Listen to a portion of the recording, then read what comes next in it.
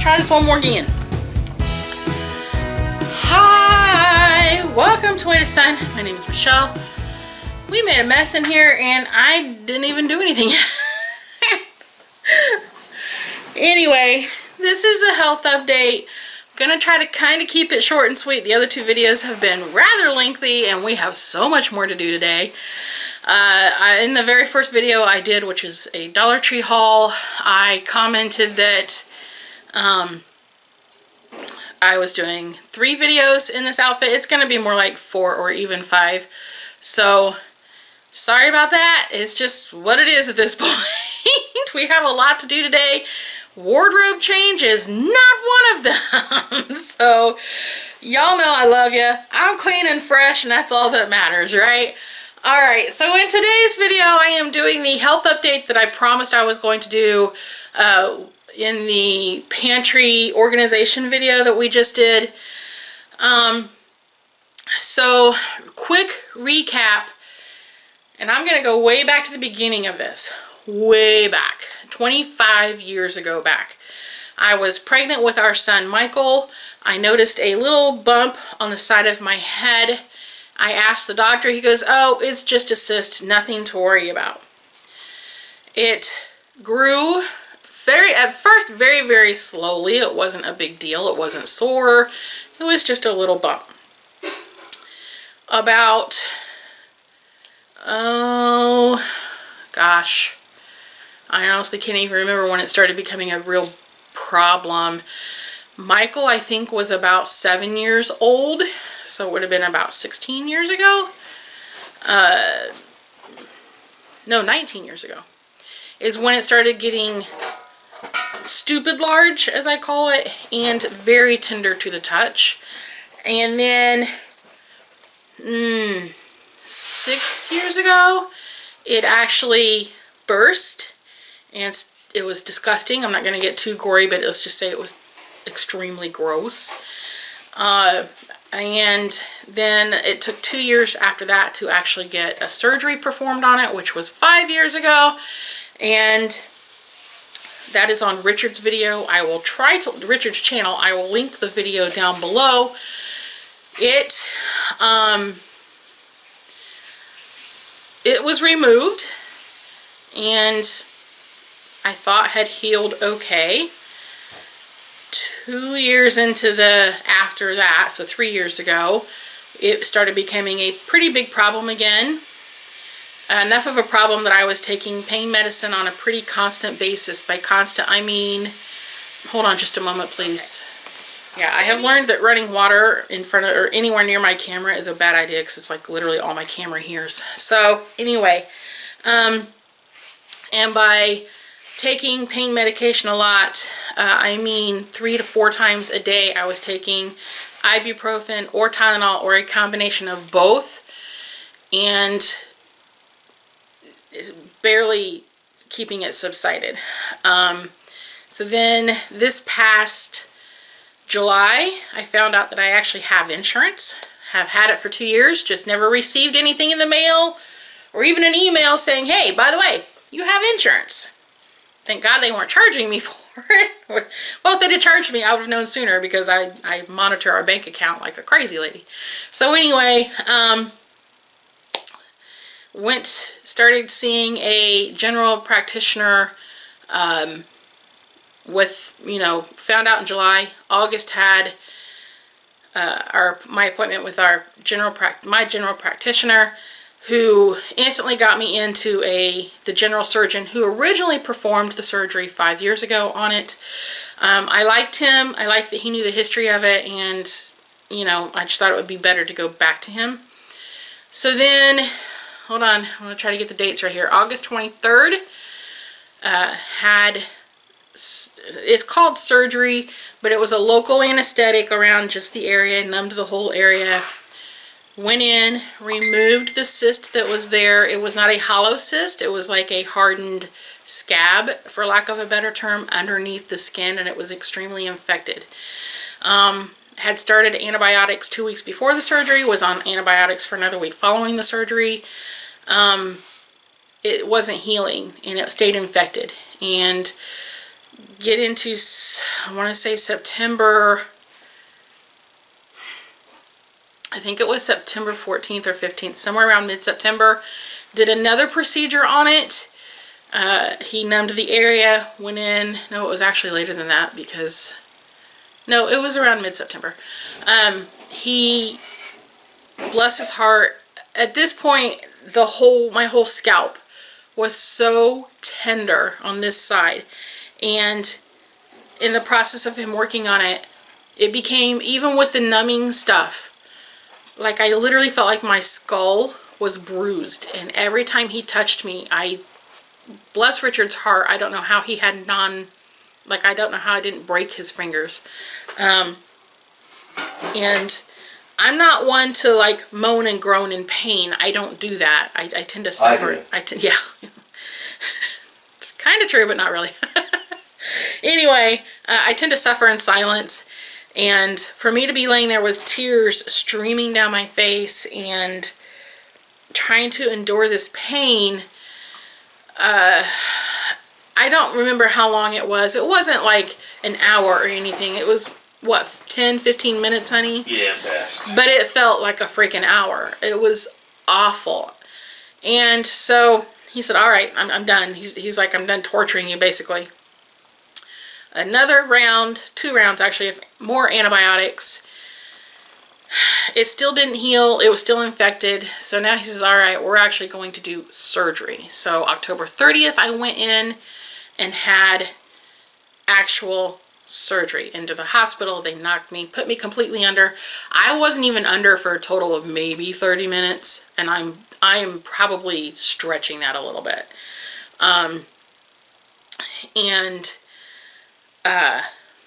Come out of that, it's healing good. Now, from the very beginning, even back 5 years ago, I said, I don't care if you have to shave my entire scalp. I don't care. I just want the problem solved. My hair will grow back. And so, before this last surgery, I made the statement again, I don't care what you have to do to my scalp. Just freaking fix it. I'm over it. I'm tired. It hurts. I'm sick of antibiotics. I'm sick of pain pills. I'm just sick of it. I'm tired of it. I give all the kudos to people who suffer terminal illnesses or just lifelong illnesses, and have to constantly go through treatments and processes. And kudos to you, because I would literally lose my flipping mind if I had to go through that for a whole lot longer. And so, anyway, although my cousin brought up a point, she's like, well, of course you're sick of dealing with it. You've been dealing with it for 25 years. So technically I've been dealing with a terminal, or not a terminal, but sorry, terminal was not the word at all. But what's that called? Acute? Acute is good. That's not what I was thinking of. But an acute... It's adorable. It's so cute. No. But with an acute... That's not the word she used. I wish I could remember the word. Anyway, for a long time. Recurring? Recurring. That's still not what she said. Anyway.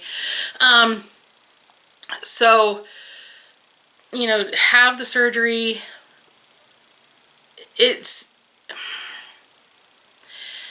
Technically, it's healing fine. Now, we did have to leave the sutures in for 5 extra days. So, I had sutures for almost 2 weeks. But it's not infected. That was number 1 goal. It is not flat. Like, it's not, if you lay your hand on your skull, your scalp, you don't have a bump. There's no deformations. There's still a bump under it. We're not sure if it's like a blood clot or if it's scar tissue. I don't care. It's not infected and it's not hurting. I still can't lay on that side for very long. I can't lay in certain positions on that side. I have to have a pillow that like forms around it a little bit, makes like a little egg hole for it to sit in. And I'm okay with that. And hubby's over here making gestures. Anyway, my concern is that it doesn't hurt constantly. I'm not taking pain pills constantly. I'm not on antibiotics anymore. It's not seeping nasty stuff, which it did for years. It is still healing. It is November something. Well, it's the day before Thanksgiving, so there's whatever that day is. Thanksgiving's tomorrow? Yes. Oh my God, hubby just had a light bulb. It is November 22nd. Oh my God, where'd November go? I just had my freaking birthday. Where did October go? I just had surgery. Holy shit. We're old. So anyway, Time's going so quick. you know, it's literally been almost a month and it's still not 100% healed. There's still a scab there. Part of the problem is I have a really horrible habit of dealing with stuff. I can't just leave it alone. I'm trying really hard. It's not easy. So I think once it fully heals, it'll be good to go. Now, another health update I wanted to give you guys was my blood pressure, because as you know, We got 4 more days. I know. Cold stay. That's another whole anxiety-filled issue completely. Another video, another time. Anyway. Ooh. Stop diverging me. We gotta go pick up your scooter tomorrow, Friday. So we can have races. You're in the scooter. And I'll be in the rented scooter, and we can. Anyway, oh my God, the rental company would be like, "What? What you doing with it?" We're playing Jackass. No, we're not. All right, let me get to this, baby. So the other health update is, kind of how this all got started was back in July. I had I had literally no energy. I literally laid in bed and slept all day, and I knew it wasn't a depression issue. I just had nothing left to do anything. Like going to the bathroom exhausted me so much. And it's literally 8 feet from my bed for me to get into the bathroom. And I would be exhausted to get to the bathroom and go back to my bed and sleep for another 3 hours. So clearly something was not right. We do have a blood pressure cuff machine thing here. The VA, thank you Lord for the VA and Donald Trump. And hubby's like, all right, we need to take your blood pressure. I'm like, okay. So we took it. And it was like 240. It was like stroke. Yeah. It was like 240 something over 170 something. Basically, I sent it to my cousin who was a nurse, and she's like, you get to the ER right now. I said, nah, Hubs just got done with supper. I'm eating supper. Fat bitch gotta feed. So, and that's literally what I sent to her. And she's like, Aunt Mickey, you get to that doctor right now. I'm like, okay, 5 more minutes and we'll leave. She goes, no, now. I'm like, no, really, 5 more minutes. So anyway, we get to the ER, and every person that sees my blood pressure goes, like, they literally do double takes. They literally pause. Like, you can see the holy shit running through their heads. Stroke out. They were so afraid I was going to have a stroke right then that they all, as far as like nursing people go, when you see nurse panic, which is what that was, it's a little daunting. Anyway, got me started on some blood pressure medicine. It's the amlodipine, I believe is the name of the first one I was on. So in the ER, once they got me on the meds, and they tried something else with it to bring it down a little bit, not fast. That was the one thing they said, we're not bringing this down fast. That's actually more dangerous and more detrimental than just easing it back down, especially since they started digging into my records and finding out that I had the same problem last year. And so my body kind of quote unquote lived there. It's just that my body was tired of living there, and that's why I got so exhausted. And so they sent me home with the meds, and it wasn't like a social worker, I don't know exactly, patient advocate, that's what they called her, came in and she's like, all right, listen, here's these numbers right here. Call this one first thing in the morning and get with your insurance company to get your card ordered and get a doctor found out, and we'll go from there.